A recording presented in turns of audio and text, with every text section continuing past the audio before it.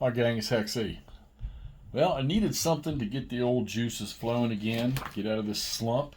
I never quite broken it completely, but it sure does help when I play my favorite game system, Little Great Battles of the American Civil War. I've been seeing old Tom Fernbacker, he loves, this is his favorite, I think, in the system from what he says, old Red Badge of Courage. And I thought, you know what, let's play one of the, I think there's only two scenarios for the first Battle of Manassas. It's this one here, Matthews Hill, and then it has the entire battle, which is, it's two maps. But, you know, I'm not the in-depth study of all things Civil War. Like, there's a lot of guys out there who are really good. I'll tell you one who's very knowledgeable is my buddy up in Gettysburg, old tour guide Phil, which if you get over and watch some of Stuff Riders' videos on YouTube, Phil got to shoot one. He got to do the tour guide talk like you always see Matt Atkinson and some of these other guys doing. They got old Phil involved, and he did a great one in there. So get over to YouTube and check out Stuff Rider and look for the one with Phil Musket in. It's really good. But some of that stuff gets me sort of a little bit of incentive to play something. I really needed something to get me going. So yes, the GBACW is it. Now, let me do just a quick synopsis of this fight here, and then I want to talk about something particular in the rules, and I'll explain to you why. So this is the simple victory conditions of this is whoever has the most units, i.e. the Union south of the Warrenton Turnpike, or our strength points, or the Confederates north of the Warrenton Turnpike. I got a feeling this is going to be I don't know, it might not be a smoke for the Union, but Porter has just completely trashed B. He's routed 2 regiments already, sent them over there. They're off the map, okay? And he's pretty much rolled around the right side. He's probably going to Bartow sitting over. He'll get activated here in a minute. Yeah, I just wanted to get couple of moves in, couple activations, and get myself going again to try to get something else on the table. Now, keeping in mind, this is the middle of July. I'm hoping by the middle of next month, I am moving across the hall into my new apartment. Yeah, no, moving. This will be like the 6th move I've had in the last 10 years, maybe, I guess. So. But I'm moving from a 2 to 3 bedroom to give me some more space and a little bit better gaming environment. Plus, there's a few other things I want to do. Okay, so I was sitting here and, everybody, we've all got those YouTubers we like to watch. And one of the ones that I like to watch, he gave me a little incentive to talk about something in this game, and that's Kev over at the Bigboard.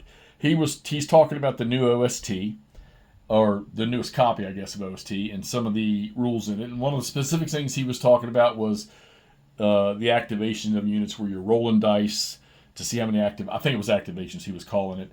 You're rolling the dice to see how many activations you get, and depending on the luck of your die roll, you could be at the momentum, at your peak of an attack, ready to push, and you just need those activations, and you just get a crappy roll, and you don't get the activations you need. Okay.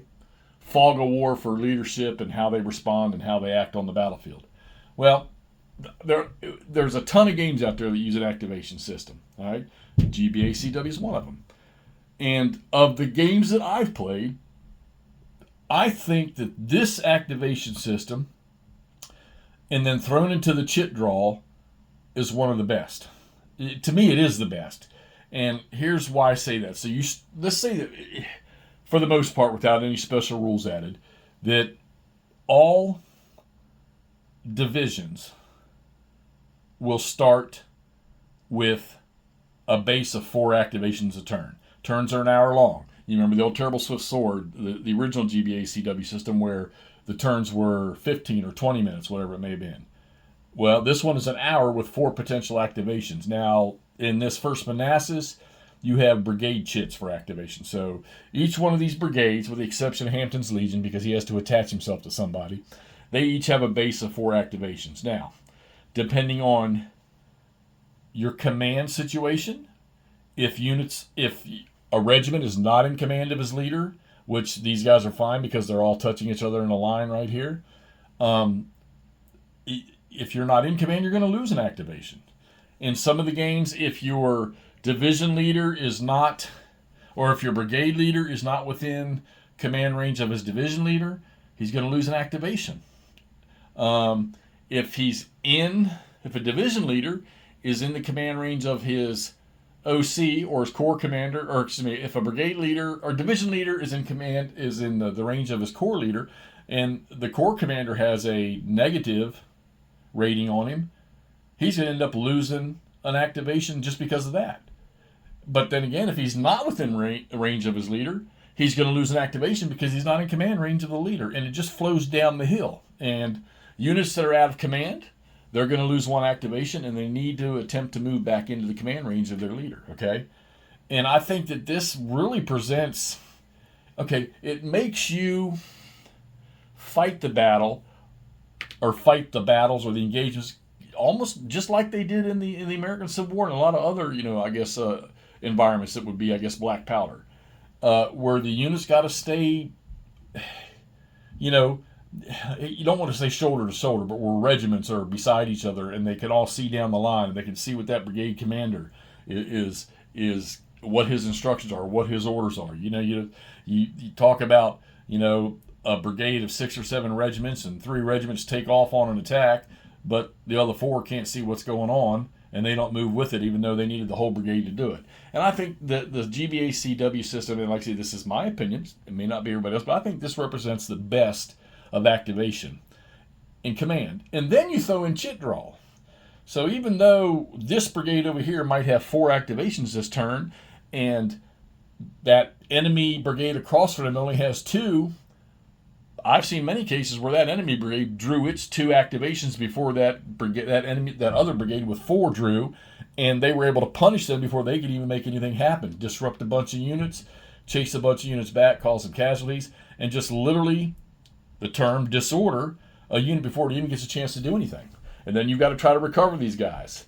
And if units are disordered in this game, and they're not they cannot close into an enemy zone of control where they can, get in there and mix it up.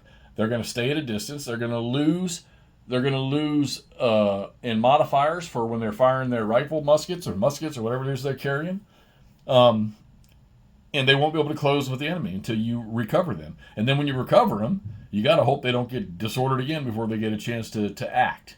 So I think the GBACW system, I think it covers it very well. It'll make you scratch your head. It'll make you almost go to tears. It'll drive you up the wall because you might think you have a plan, and you do, and then that plan gets screwed up because the enemy got the upper hand on you before you got the chance to enact that plan. And this, in my opinion, allows you to solo big games like this without having to have special rules for solo play or a bot for solo play, which would be kind of a pain in the butt to have a bot for games that are this big. But it allows you to do that solo. And I think, granted, if there are other systems out there that you guys, know about that give a great representation with their command, their activations, and the fog of war that gets created, and whether or not playing it solo without special rules are good, put them in the comments below. Let me know what you think about these other games out there, because I probably have some of them, never tried them. I'd like to hear about them, what y'all think, because I got a whole bunch of stuff around here that I want to play.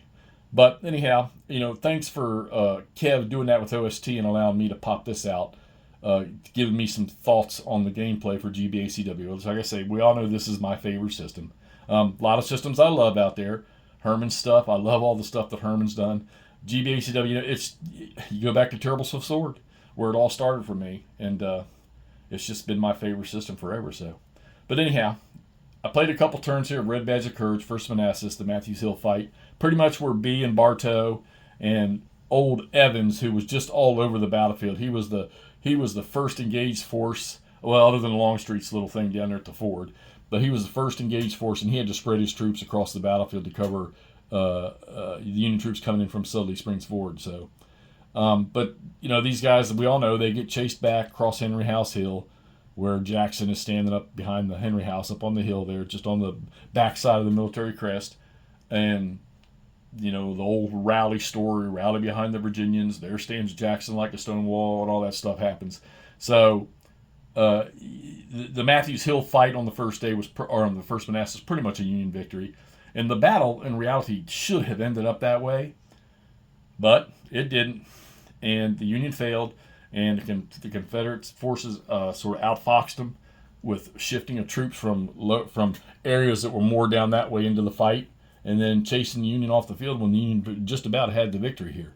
Now, what's really cool about this game is, this is pretty much the first major land engagement.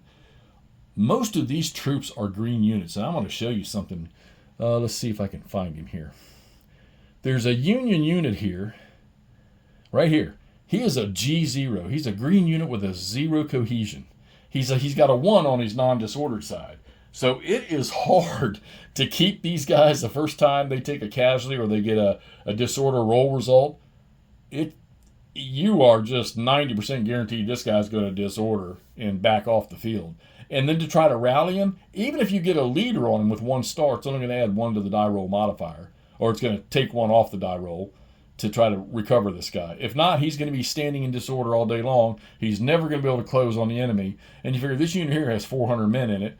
That's pretty potent for this engagement, but he's never going to be able to close on the enemy. So First Manassas is a good one. If you have this game hidden away somewhere, pull this thing out. It is July. Next month is August, so you can play the second Battle of Manassas if you want. Troops are a lot different during the second Manassas. The Confederates' cohesion is way higher, okay? But this one here can really put you to the test. And come on, the system just flat out plays well.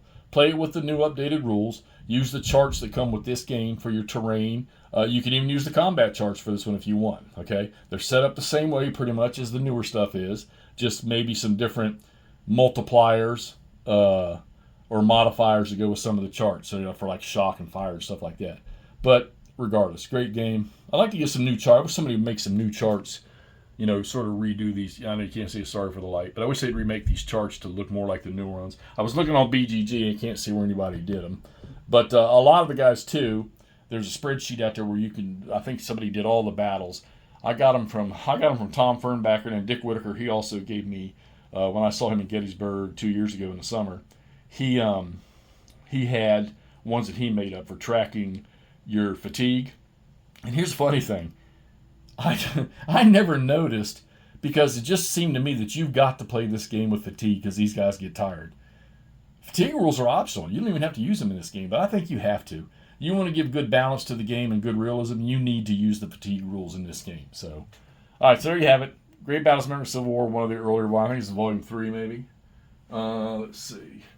Volume 1, 2. Yeah, this is Volume 3 of the Great Battles of American Civil War when they started the new system after all the original GBACW, Terrible Swift Sword, and those things from SPI and TSR, and then the TCT system. I think it was after the TCT system where Berg created 3 games under SDI, which is actually kind of fun, but it's painfully slow with the activations, using the chart in there, the turn continuation stuff, but still fun to play. But, of course, 3 Dog was the first one, and then Final 3 Dog was River of Death, another great game, and then this one here followed that up. And you get, like I say, you get both the first and second Manassas battles in this game. 2 maps. You can tell right here, look right up here, here's the railroad cut. So there's a lot of fighting. Brawner's Farm is down, or here's the railroad cut. Brawner's Farm is down that way where it opens up on the second Manassas. So anyhow, great game, beautiful map. Like I said, if you got it, get out, play the scenario right here, easy 3-turn scenario, okay? And give me your thoughts on it. Also, look for some comments and thoughts on other games with good activation, good command, good fog of war. Doesn't have to be Civil War. It can be anything. Give me some good kickback on that. All right, thanks, guys. We'll talk to y'all soon with something else.